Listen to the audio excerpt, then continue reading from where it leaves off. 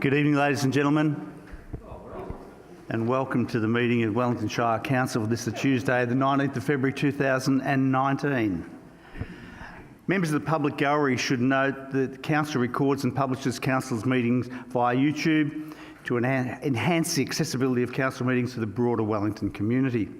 These recordings are also archived and may be published on Council's website for viewing by the public or used for publicity or information purposes. At the appropriate time during the meeting, members of the gallery may address the Council, at which time their image, comments or submissions will be recorded. Members of the public who are not in attendance at the Council meeting but wish to communicate with the Council via their webcasting chat room should lodge their questions or comments early in the meeting to ensure that their submissions can be dealt with at the end of the meeting. Please could gallery visitors and councillors ensure that mobile phones and other electronic devices are turned off or in silent mode for the duration of the meeting, and if we could stand for the acknowledgement and prayer. We acknowledge the traditional custodians of this land, the Gunai people, and pay respects to their elders past and present. Almighty God, we ask your blessing upon the Wellington Shire Council, its councillors, officers, staff and their families. We pray for your guidance in our decisions so that the true good of the Wellington Shire Council may result to the benefit of all residents and community groups. Amen.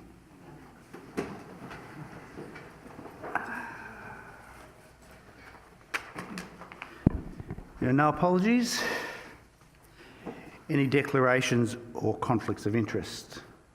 I think you've got one. I have actually, thank you. Thank you, Mayor. I have a conflict on item...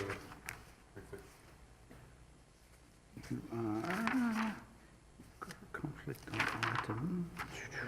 4.1, thank you. It's an indirect conflict given that one of my staff members is involved in that road. Thank you. Thanks, Councillor Rossetti.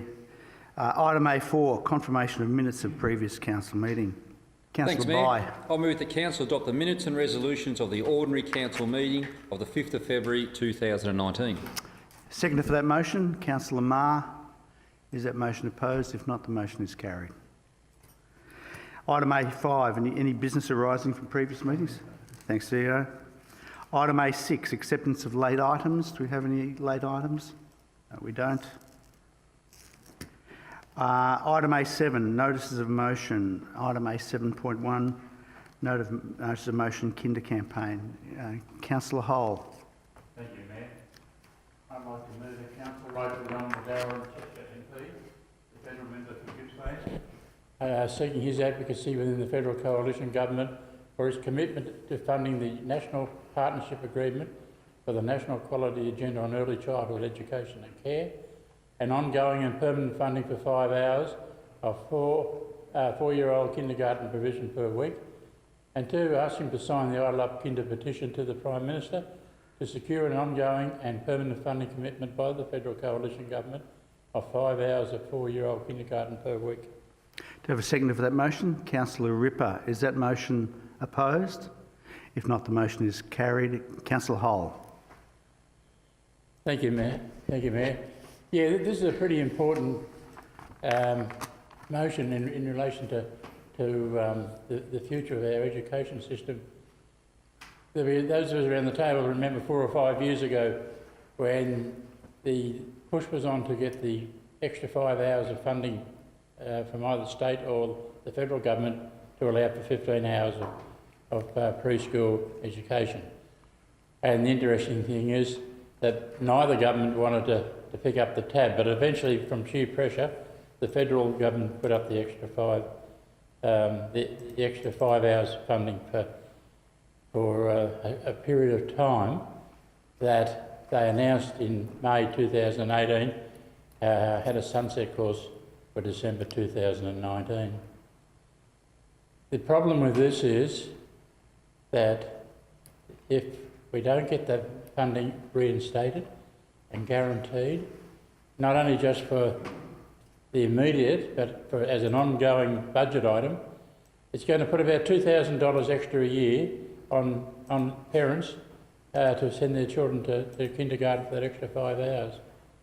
And we all know how hard it is for the Young families these days, if we read in the paper, with their mortgage repayments, if they're lucky to be able to afford to get a house, their power bills, their gas bills, and to have this extra $2,000 that they have to find to have their children start their education process.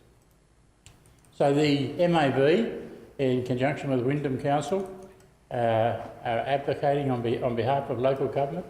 This I Love Kinder is a MAV, or Municipal Association of Victoria initiative, on behalf of the 79 councils.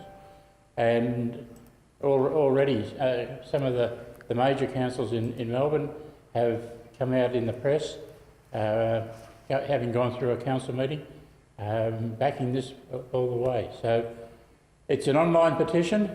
That's what it looks like, that we would like people to sign, and I would hope, through you, Mayor, that not only would councillors take the opportunity to show their support by signing that, but maybe ask the CEO that he, I won't say challenge, but request our staff and our officers to also back this motion.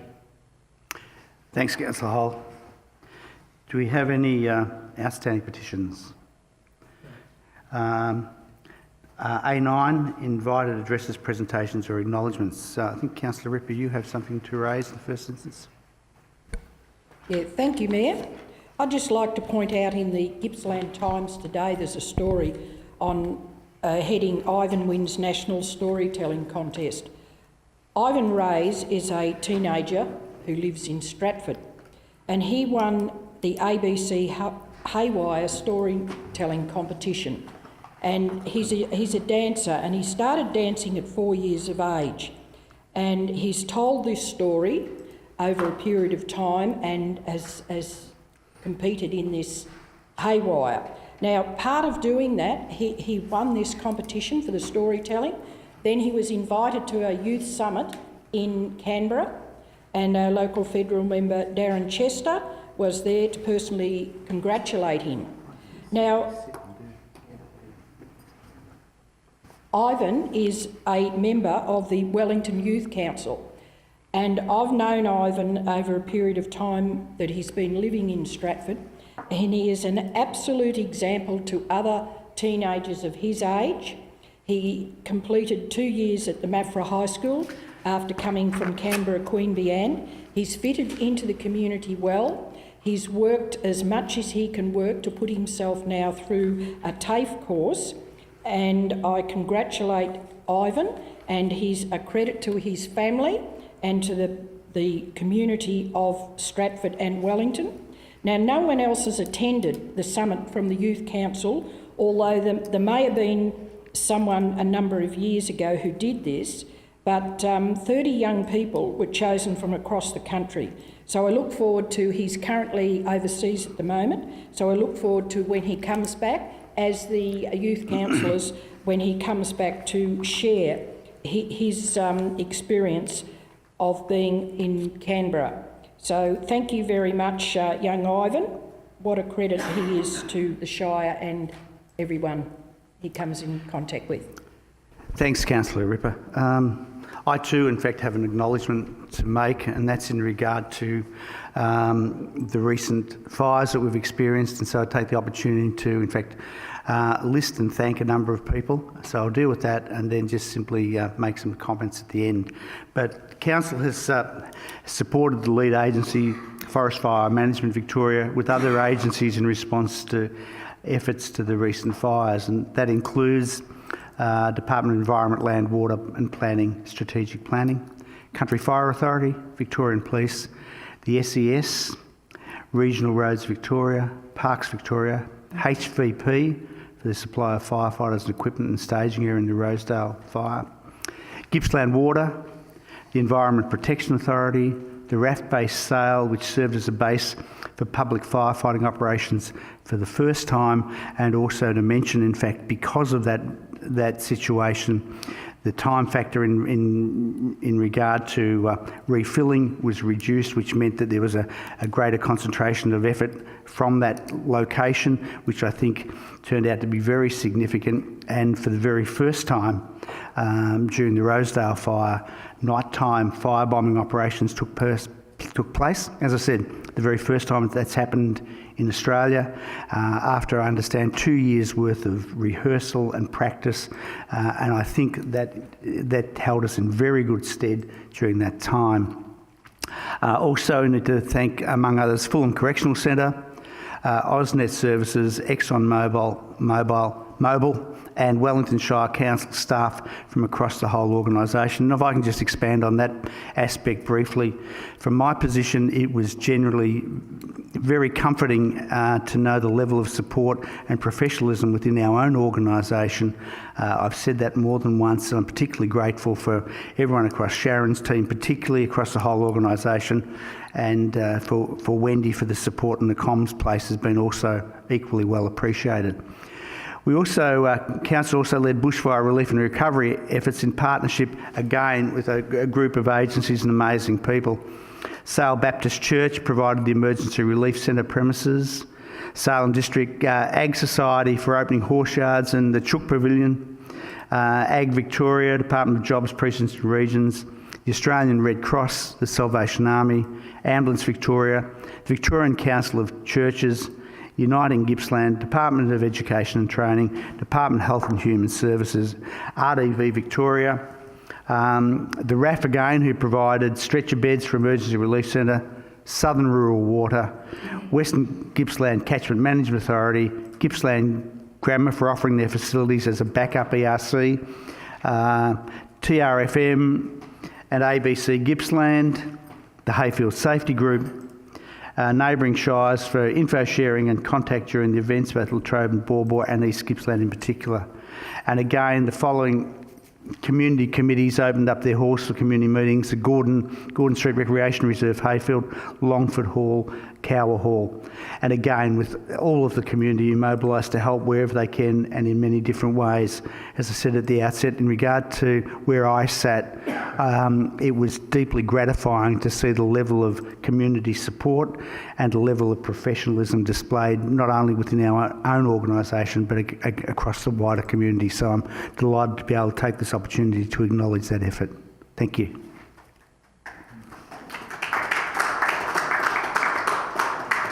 Moving on to item A10, questions on notice. Councillor McCubbin. Thank you very much, Mayor. I'd like to ask a question in regard to the Marley Street North development. There we go. Thank you very much. As you know, Councillor's been doing some very good work along here in building up that road. And my question is, can the CEO inform the Council about the current status of the road upgrade in Marley Street Sale and when is it expected to be completed? CEO, would you like to respond, or shall I request an officer to respond? Chris Hastings. Mr Hastings, would you like to respond in regard to that matter? Thank you, Mayor. I will just make sure this is on. So the Marley Street works are part of Council's Road and Street Construction Program. I think it's the 4th or 5th project under that plan. Commenced under a contract, I guess, last June. Around that time, we re-engaged with the gas company, who's APA, who changed their requirements, I guess, on the things they'd like to see. So that delayed us by about 8 to 12 weeks on starting the project, so we are a little bit behind in that sense. We're getting back on track at the moment, and they've given final approval, I guess, to start work on the western side of Marley Street. So as far as works on the ground, we're in the throes of pavement construction and curb and channel. All of the drainage work is primarily complete at this stage. There are service relocations, obviously, but the expected time frame for completion is around June, July, which is about 2 months really behind the schedule. But that was really as a result of those changes to the gas requirements. In terms of information to the community, an update was sent around in November, just highlighting that to people that we had some issues with the gas main. There's another update coming in the next week to the community also, just to give them a further update and timing on the project. So that's about it. That's the project. Yeah, thanks Mr Hastie for that report. Thank you. Councillor McCubbin. Yes, I too would like to thank Chris for his work in that regard. I think if anyone goes down to Marley Street, they'll see the significant amount of work that's going on. There's right now a huge drop in the road level for about 1 metre in depth. It's quite significant. And I know that the locals along that street are hoping that it happens quickly, and I appreciate that Chris is getting out some information to them and working as hard as he can to complete it within a reasonable time frame, considering the issues that they had with the gas main. So thank you. Thanks, Councillor McCubbin. Moving on to item A11, the Mayor and Councillor Activity Report. Councillor Crosley. I'd like to move that the Mayor and Councillor Activity Report be noted. Second to that motion, I think it was Councillor Stevens by just a bit. Is that motion opposed? If not, the motion is carried. Councillor Crosley. Thank you, Mayor. Because of the break in January, this report covers December as well, so it seems a long way back in history. But certainly the activities have been very important over the time. It started off really with a focus on the drought, with the Mayor being in contact with the Minister for Agriculture, Ms Jacqueline Symes, talking about drought funding, having conversations and phone hookups with the Federal Representative, Honourable Darren Chester, and also then thanking and celebrating the support we've had from the Need for Feed organisation, which came on Australian Day to actually distribute more hay to our farmers who are doing a tough and enabling support and actually showing emotional support, which was certainly borne out in the conversations around the sausage sizzle that was provided for the Sale Rotary Club, not Rotary Club, the Lions Club, I should say, I think, to actually support that whole program, which is a statewide Lions Club focus. And I know many of the Lions clubs, including Hayfield, is very strongly behind that process. Also, there was areas which was quite buoyant. We're looking at alternate energy. I know Councillor McCubbin's been very busy in that space, being involved with the Community Power Hub, visiting and conferences down in Melbourne, and also having discussions regarding the Rumiyak Bunjil Solar Farm project. So a very different area there, but certainly related. We do need to look at renewable and alternate energies, because I think, as we say, this drought hasn't appeared out of nowhere. So we've really got to meet those challenges. Also, across all the councillors were busy on Australia Day at very many of the celebrations. Some doing a couple of items on the day, and that was very well supported throughout the various communities doing their own Australia Day awards. And as I think was published in the Gippy Times before, there was a number of Wellington who received Australia Day awards and honours nationally. Then it all fell in a bit of a heap. In the first week of January, as was stated, we had the Rosedale bushfire, which also had a big impact on the community. It's probably a very complex fire that, as of the list that you've had of the various agencies that are involved, but also the infrastructures that were potentially at risk, and also the community of Longford and the smaller communities around. So that was an area that many councillors were involved in. Councillor, the Mayor, and Councillor Hall, the Deputy Mayor, were involved in community meetings for there. And then the January didn't end so well. On the 30th of January, we had the other fire, which is the Walhalla Stony Creek Road bushfire. And again, councillors were involved in the various community meetings. But if I might just also add that for the first time, the communications group set up live streaming of those meetings, which were, I think some of them had about 2,000 views. So it was obviously very well received by the community. Those were able to be reposted and seen at a later, bit like our own iView. People could see it on Facebook at a later time. So I think that was a great innovative approach, and also really well received. And I think that the more information we can get out at those times, alleviates people's fears. They can actually have the information so they can make choices for their own safety. So congratulations to the team on that, and the community really responded well, and hopefully we don't need it too often. Thank you very much. Thanks, Councillor Crossley. Moving on to Report of Delegates. Councillor Hull, I think you have one. Yes, thanks, Mayor. I was going to give a report from the Gippsland Timber Hub meeting. Tuesday last week, with Mark Coleman from our Economic Development Unit, we attended the Gippsland Timber Industry Hub meeting at the Century Inn. There was in excess of 40 people there, representing not just the timber industry, but education,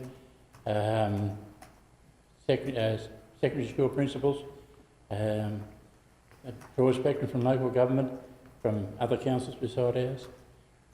The purpose of the meeting was to form or to continue with the work that they began at the Yarram Secondary School late last year on education, that there is a pathway in the timber industry for those who looked and want to take on jobs and skilled jobs and good, well-paid jobs.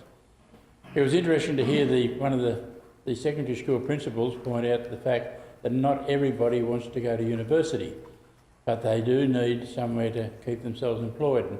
And from the Yarram day, 5 secondary school children have already got jobs because suddenly they saw propagation.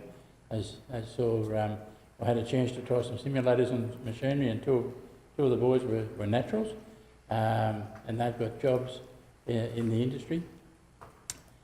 The long-term purpose is that the timber industry workers we've got today are ageing, but we've got a very strong industry that has to be maintained in Gippsland, because the bushwork, the harvesting and propagation is only the start of the timber processing works till it goes to a mill and then goes to Melbourne to be used for homes and cupboards and drawers and everything else. One of the highlights is that the organiser only works 1 day a week, and HVP are picking up the cost of having that particular lady on to stimulate and keep this going, and very soon she'll be coming to talk to us on Wellington. The next venture they're going to have to show and educate the kids, and on that day they have Hancocks come up. Everybody comes from mills and puts their displays up. On top of that, the industry comes in with bulldozers and trucks, so the kids can crawl all over and crawl through them and get a feel. And it's going to be at Kurnai College, 1st of April. And the early indication is that there will be 900 kids coming along that day, on a rostered basis I might add, to let them see and feel exactly what goes on in the timber industry and what's available to stay in Gippsland and to work. And as I said, down the track, and we're probably a few months down, hopefully they will be here in Wellington Shire to do a similar job. But the comment that came out from one of the school principals was that careers officers didn't know that there was a career path in timber, and that education process for those career teachers is happening and happening fast, and they are becoming quite skilled. So congratulations to all those involved, and we'll look forward to seeing a younger workforce coming through the timber industry and maintaining Gippsland's place as the #1 timber producer in the country. Thanks, Councillor Hull. Appreciate it. We move on now to item C 1.1, the January 2019 Council Performance Report. Councillor Stevens. Yes, thank you, Mayor. I'd like to move that Council receive and note the January 2019 Council Performance Report as attached. Second for that motion, Councillor McCubbin. Is that motion opposed? If not, motion is carried. Councillor Stevens. Yes, thank you, Mayor. Just, you've covered the fire. I was going to mention that. You and Councillor Crossley have done a wonderful job there, but just to add my thanks to councillors and council staff for the work that they did in communicating and supporting the community and particularly providing communications I note that the council has certainly received regular emails, and some of them were written at fairly late hours, I notice, on the emails. So thank you. I think that was Sharon and Wendy were particularly, I noted, issuing emails at very odd hours. So obviously, thank you very much for your work, and also to you, Mayor, and Councillor Crossley, Councillor Hull, for attending the public meetings, because I think they're very important too. So I think we did a really good job of communicating to the wider community of what was actually going on. So that was really good. I also note that, of course, obviously we're involved in the provision of water to farmers who have got low water for personal household use, and of course that's being funded out of the grant we got from the federal government, and that seems to have been a particularly powerful and worthwhile program, and been very helpful for farming families who have been really low in water. And the final thing I'll just make a comment about is the actual budget for the year, Mr. Mayor. It is obviously council's on track for another successful outcome in its finances for this financial year. I think the staff again do a really good job, and I see that we will have an increased surplus, mainly due to grants that we have received for programs that will be completed possibly in the next financial year. So that's going to add to this year's financial surplus. So it's going to be another very positive year for as far as the council is concerned in that regard. Thank you. Thanks again, Councillor Stevens. Moving on to item C1.2, the Chief Executive Officer's report. Councillor Rossetti. I move that the Chief Executive Officer's report be received. Second to that motion, Councillor Ripper. Is that motion opposed? Not, the motion is carried. Councillor Rossetti. The report itself, I'm just always amazed at the sort of involvement in so many different areas that we have at council and that the CEO is involved with. Not only citizenship ceremonies, talking about drought with other levels of government to try and get support, talking to the whole region about GLGN initiatives to try and get support for projects across the whole region, economic development initiatives, talking to people about education to try and get better courses and more courses into our local communities. And even then he's got time to stand between two Collingwood football players, and I'm not sure if it's his choice to actually put that photograph into the report, but obviously they were wearing high heels that made them look a lot taller than our CEO. But while that's a bit of frivolity, I think it's important to recognise that the council does deal with a broad range of issues on behalf of our community, and the CEO is obviously not sitting in the office just controlling what most people would find challenging, an organisation of several hundred people, but actually out there advocating and dealing with all sorts of different elements and people to be able to get better outcomes for our community. So well done, CEO. And I suggest you wear the high heels next time. And I'm going to stand on a milk crate the next time as well, Councillor. And can I just echo that? I know in my role I'm incredibly appreciative of the level of support and advice and commitment that I get from the CEO and the whole team, so thank you. Can we move on to item C2.1, Assembly of Councillors. Councillor Bye. Thanks, Mayor. I move the Council note and receive the attached Assembly of Council records for the period 30th of January 2019 to the 13th of February 2019. And I think that was Councillor Crossley by short half head. Well done. Is that motion opposed? If not, the motion's carried. Councillor Bye. We could move on then to item C3.1, Planning Decisions. Councillor Marr. I move that Council note the report on recent planning permit trends and planning application determinations between 1st of November and 31st of December 2018. Second to that was Councillor Bye, I believe, who in fact was out of the blocks very quickly. It's not a competition. Is that motion opposed? If not, the motion is carried. Councillor Marr.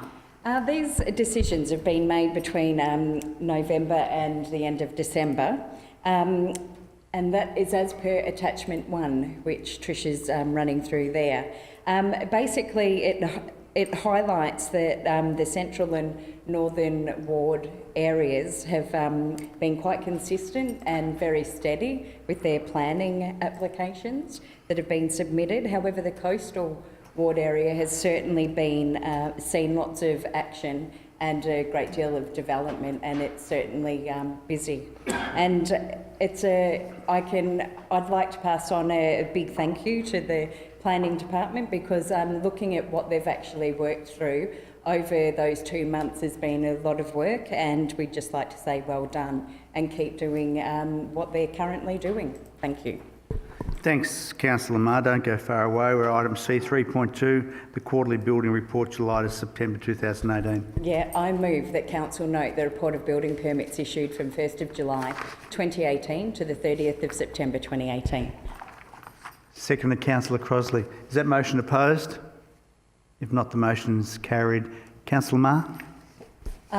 This report actually carries an overview at attachment 1, which Trish is on that now, which the overview is by township that includes estimates of the proposed works that have been submitted.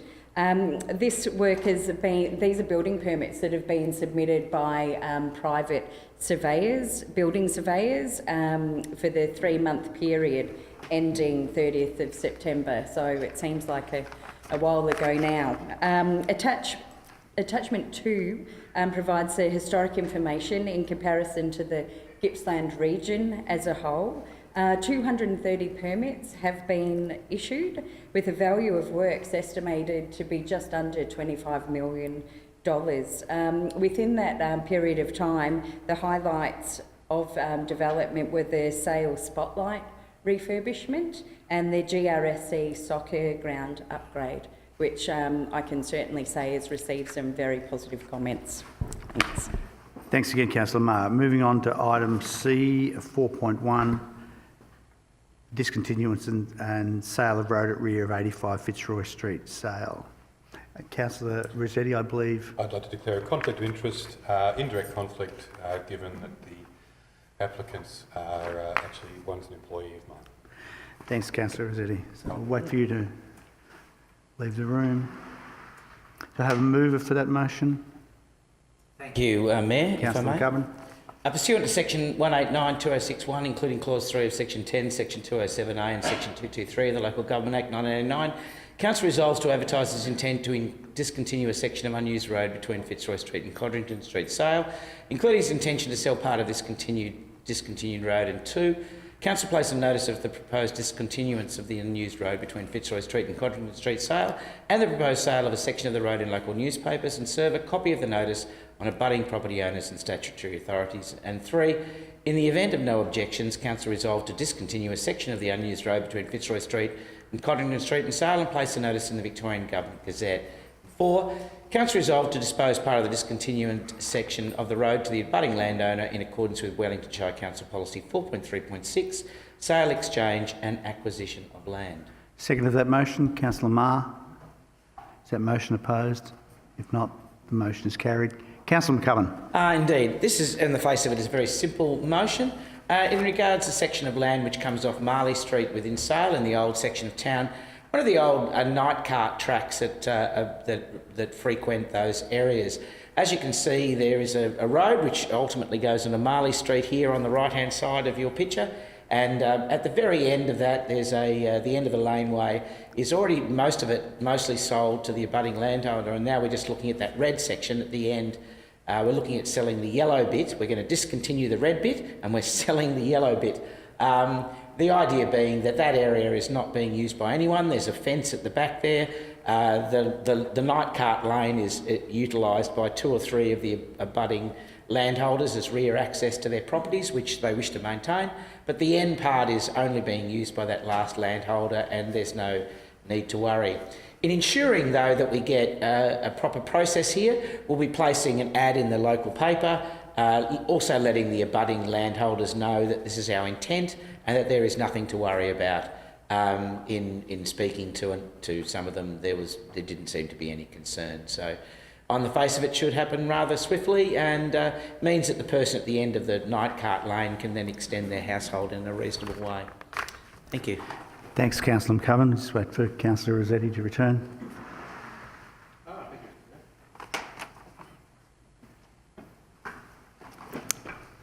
CEO, do we have any items of urgent business? None, Mayor. Is there any further chat room comments? Is there anyone in the gallery who wishes to address council? If not, there's no confidential attachments. I don't believe we have any reason to move into closed session. So on the basis of that, I'm happy to declare the meeting closed.